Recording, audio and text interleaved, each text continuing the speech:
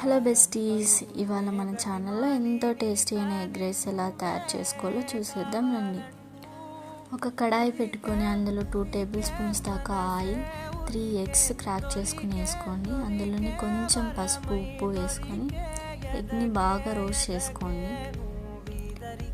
తర్వాత ఎగ్ని సైడ్ తీసి పెట్టుకొని అదే కడాయిలోని కొంచెం ఆయిల్, ఆవాలు, కట్ చేసి పెట్టుకున్న ఉల్లిపాయ, మనం ముందుగా రోస్ట్ చేసుకుని పెట్టుకున్న ఎగ్స్ యాడ్ చేసుకొని కొంచెం వైట్ రైస్, అందులోనే కొంచెం ధనియా పౌడర్, కారం, గరం మసాలా, చికెన్ మసాలా యాడ్ చేసుకొని బాగా మిక్స్ చేసుకున్నాక చివరిగా కొంచెం కొత్తిమీర, రుచికి తగ్గట్టు ఉప్పు యాడ్ చేసుకొని 2 మినిట్స్ హై ఫ్లేమ్లో టాస్ చేసుకుంటే మన టేస్టీ ఎగ్ రైస్ రెడీ అండి.